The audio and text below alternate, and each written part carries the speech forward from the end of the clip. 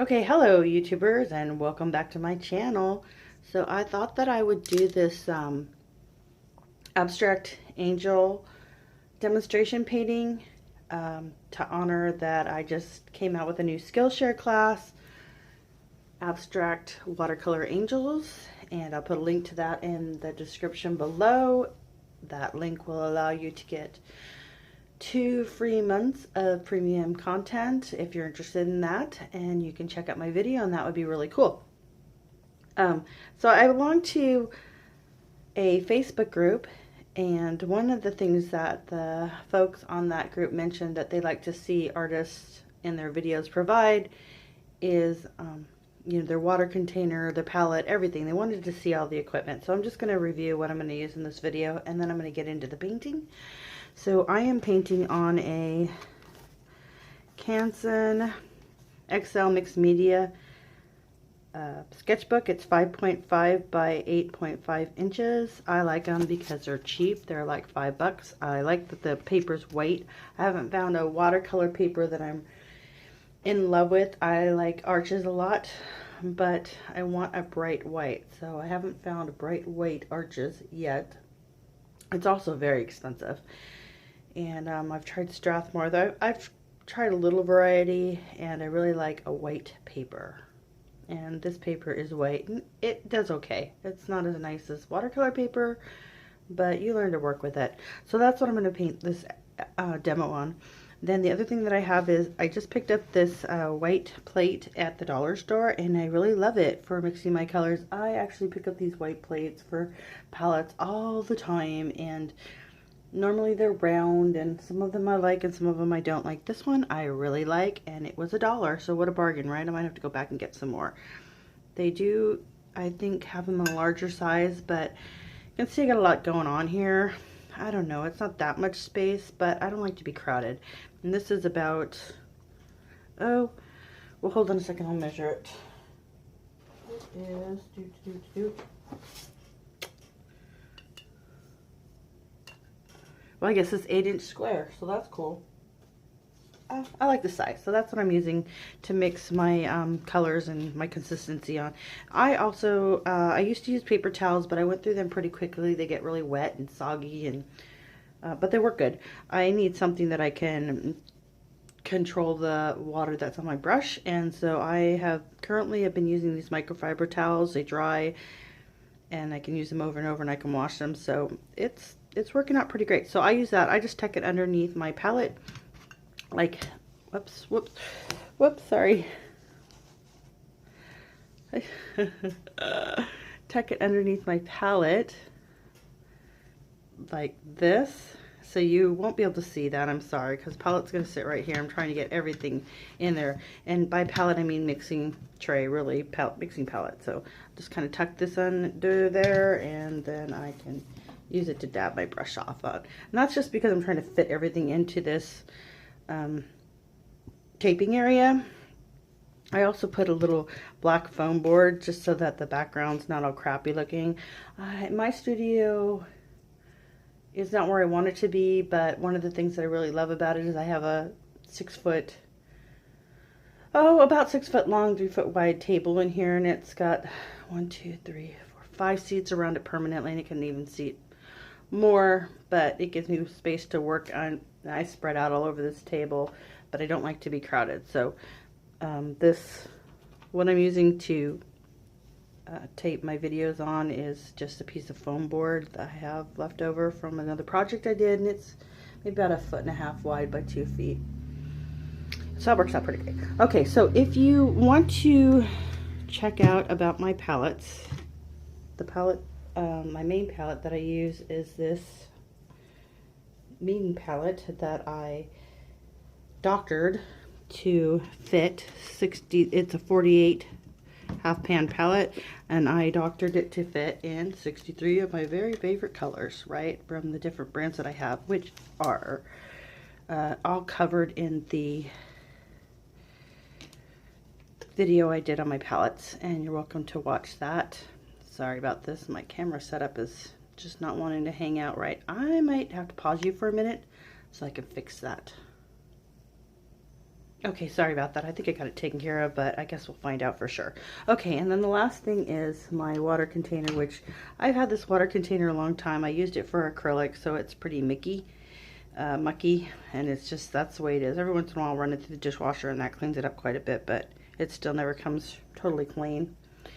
I thought that since I was using watercolor, I wouldn't have that issue where it got all mucky like that.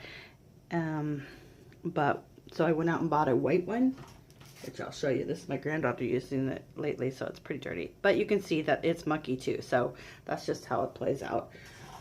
I'll try to keep it in the shot like over here, but basically what I like about these water containers versus like 2 jars of water is that you can really kind of, it's got these grooves that stick up on the bottom, so you can run your brush across that, and that really cleans out the paint, and I like that. I don't know, doing this stuff doesn't feel like it cleans the paint out for me. And then on this side I have clean water, so this is my dirty water and this is my clean water, and I can go quite a while between filling it by using the dirty water to clean my brush and the clean water before I get into another color. And yeah, so I should probably change my water out more frequently than I do, but the bathroom downstairs was remodeled, and for some reason when the remodel was done it didn't have a lot of water pressure, so it takes a while to fill up this little container of water. Crazy, I don't know what's going on there. So anyway, I'm going to have that off to the side because I really prefer that you be able to see my paints in the picture. So I'm just going to have that right there, and then you can kind of see it. Then I'm going to come in here to clean and come in here to get fresh water. And then that way I can put my paints over here. And I've seen other artists and they don't have this chart. I don't know how they know where the colors are. I do not know where my colors are without this chart. And so if you see that I have some numbers on some of these, that's because those are pure pigments, and those are the pigment numbers. So like this is PR122, this is PR202, this is PV19, this is PY3, and so all of my pure pigments have the number on there, so I know what they are. And I do that because it's real easy to lose track of what colors I own. You can see, look at all these shades of yellow, and I love yellow, but do I really need to buy another cadmium yellow lemon or Hansa yellow light or whatever that number is, permanent yellow? Well, it's pigment yellow 154, which I think is Inigo Azo, but I'm not quite sure. No, I don't want to keep buying the same colors over and over in different brands, because pretty soon I have a sampler of all every different brand's yellow, and it's basically the same pigment and they're basically the same color when you're going to a pure pigment. So PY97 I go through quite a lot, and I've had it in Daniel Smith. M Graham is my current version that I have right now, and I just don't need it in every single brand, so I just like to write that down so I don't lose track of it. And then on the back, I've also got the names of the brands, the name that they call the color, and the pigment information. I use that very frequently, so that's why I'm able to give out that information. I have it right handy, and all of my palettes. And so there that is, and I'm going to be using this trace. I don't need to use this. I also, from another Skillshare class, another teacher, I learned this little trick where you work out your color mixing palette, and then when you want to match a color, so you have these holes in there, you can kind of go like this, go, oh yeah, it's really very helpful for isolating colors, so I appreciate that. That's why that's in there. I don't really use it, but I think it's a good idea. So I have it. Okay, so now I'm going to get into my demonstration painting. I was thinking to do an abstract angel in all pinks, and maybe a little bit of purple for the hair, and a yellow for the floral headband. And yeah, I'm going to try to go monochromatic as I can go, in pink. Okay, so here we go. Okay, so here I am finally starting my watercolor abstract angel. So I start with the head. I'm going monochromatic for pinks. And then I do my hair. I try to make this really loose and flowing.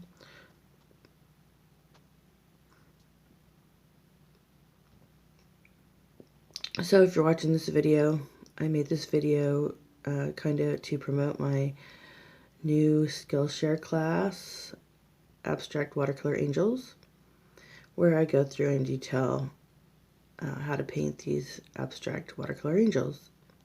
And they're pretty loose and fun and pretty easy with class, especially. I taught my 6-year-old granddaughter how to paint one, so it's not that bad. And they come out pretty cute.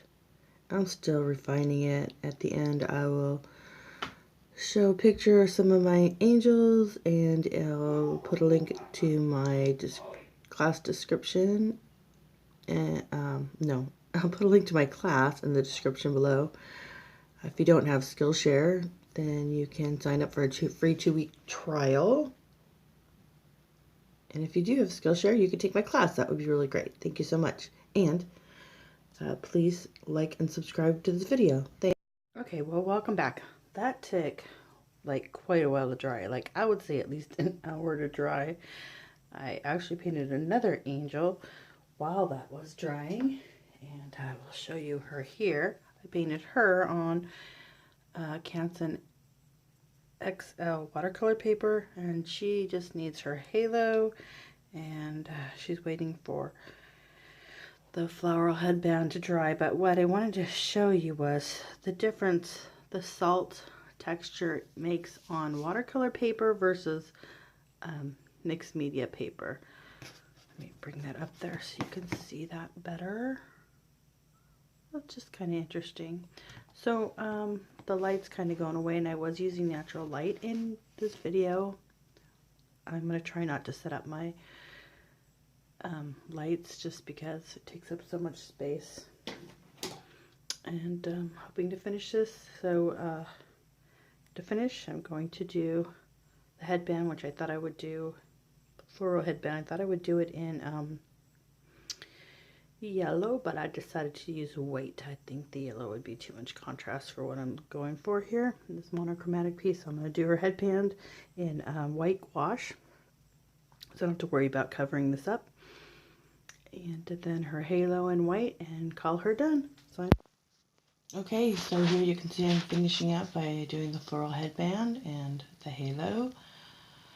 And thanks for watching my video. I'm putting in the greenery, and she's about done. So now I'm going to insert some photos of finished angels that I've done. And this is one, and this is the one I actually did for my class, which is one of my favorites. This is the one that was the inspiration for the class. This is the one I did in this video. This is another one, and coming up as my very favorite. And if you enjoyed this video, please like and subscribe. It means a lot in the internet world. Take my Skillshare class. That would be so excellent, and I'd be grateful. Thank you for watching my video.